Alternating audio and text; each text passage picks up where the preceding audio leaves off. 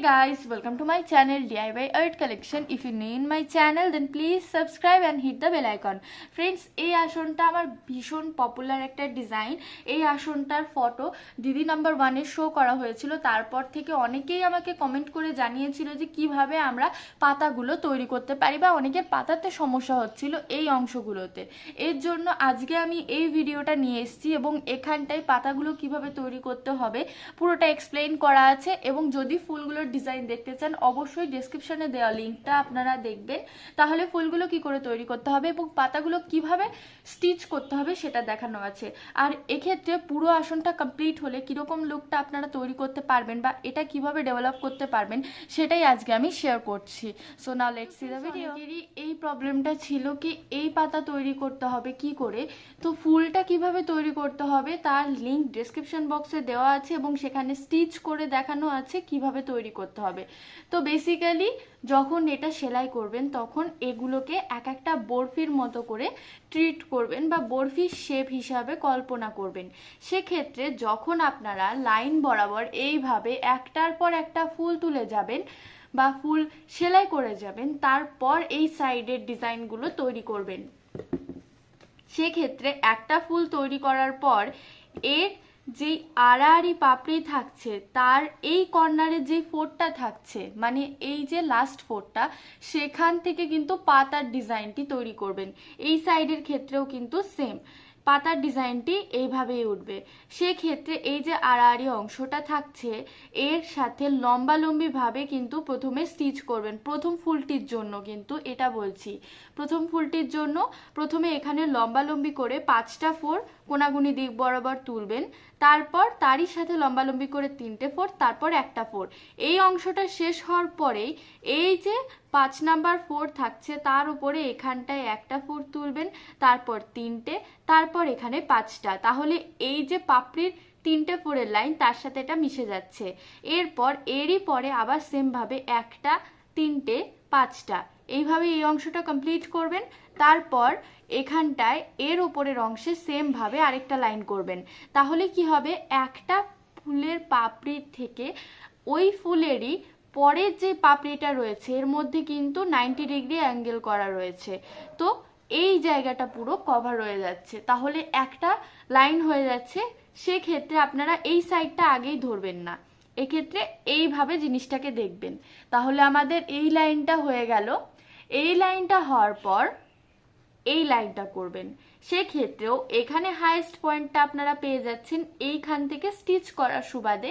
তো এখানটায় যখন হাইয়েস্ট পয়েন্টটা বা হাইয়েস্ট ফোরটা পেয়ে যাচ্ছেন তার মাঝখানে একটা ঘর ছেড়ে এখানে 5টা ফোর বা এই পয়েন্টটার সাথে ম্যাচ করে এখানে 5টা ফোর তুলবেন, তারপর 3টে, তারপর একটা। এরপর আবার এই সাইডটা আমি ঢেকে দিচ্ছি। তারপর এখানে জায়গা ফাঁকা রেখে এই পাপড়িরই এই যে 3টে ফোর আছে এর সাইডে এখানটায় 5টা ফোর, 3টে ফোর, একটা ফোর, সেম ভাবে 5টা 3টে একটা, 5টা 3টে একটা, প্রত্যেকটা কর্নারে সেম ভাবে উঠবে। এই সাইডটায় যেভাবে স্টিচ করা হয়েছে সেম ভাবে নিচের সাইডেও স্টিচ করা হবে। এবং এই পুরো ডিজাইনটা তৈরি করার পর এর সাথে কোনাকুনি করে স্টিচ করতে পারেন। সেক্ষেত্রে বেশি সুবিধা হবে। এইভাবে যদি সাইড বরাবর যান গ্যাপটা অনেক বেশি হয়ে যাবে। বা চাইলে আপনারা পুরো ফুল আগে তৈরি করে নিয়ে সেক্ষেত্রে পরবর্তীতে এই স্টিচটা করতে পারেন বা মাঝখানের গ্রিন কালারের পাতার অংশ করতে পারেন।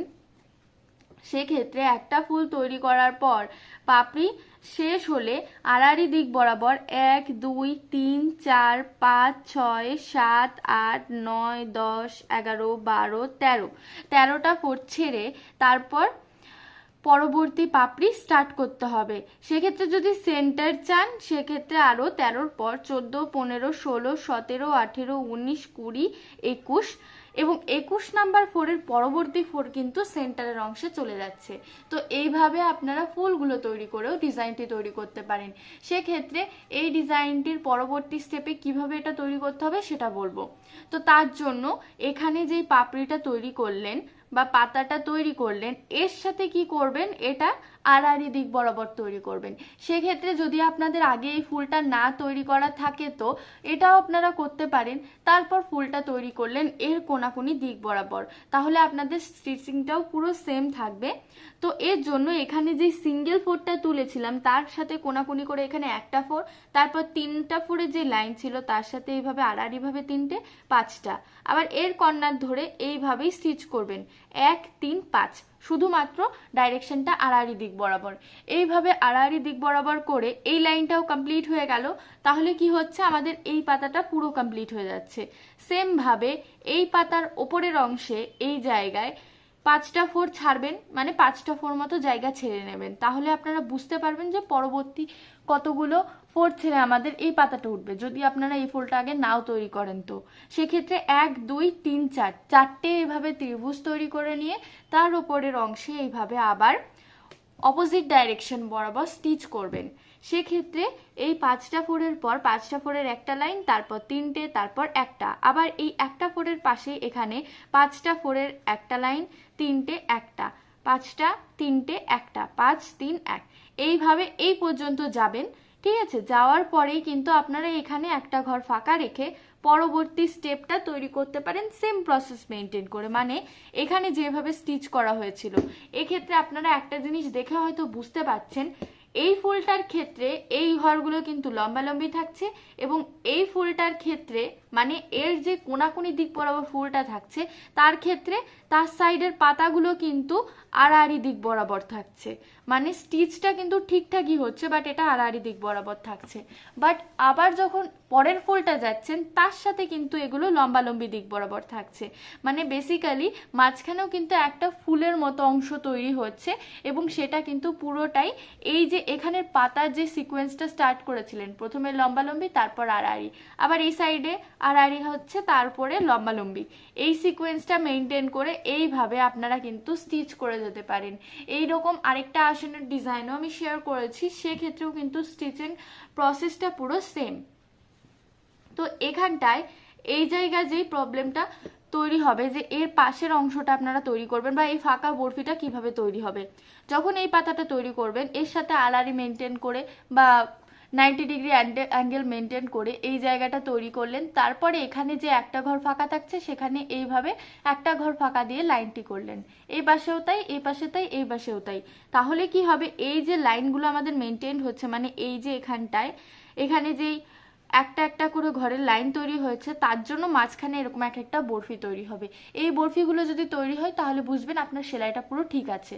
তো এরপরেই কিন্তু এর পাশের অংশটা তৈরি করবেন, এরপরে এর সাথে লম্বালম্বি করে এই পাতাগুলো তৈরি করবেন। এইভাবে কিন্তু আপনারা পুরো আসনটাই তৈরি করে ফেলতে পারেন। দেখতেই পাচ্ছেন পুরো আসনটা। এক্ষেত্রে আপনারা সেলাইয়ের প্রসেস এবং সাইডগুলো দেখতে পাচ্ছেন। আমি বলেছিলাম পাতার ডাইরেকশন কিন্তু আস্তে আস্তে চেঞ্জ হয়েছে। তো আশা করি এইভাবে আপনাদের প্রবলেমটা সলভ হবে। যদি ভিডিওটি ভালো লাগে তো অবশ্যই লাইক করবেন, শেয়ার করবেন, এবং চ্যানেলে যদি নতুন হন তো অবশ্যই চ্যানেলকে সাবস্ক্রাইব করে বেল বাটনকে প্রেস করতে ভুলবেন না, এবং ভিডিওটি যদি ভালো লাগে তাহলে অবশ্যই লাইক শেয়ার কমেন্ট করতেও ভুলবেন না। আজকের জন্য টাটা।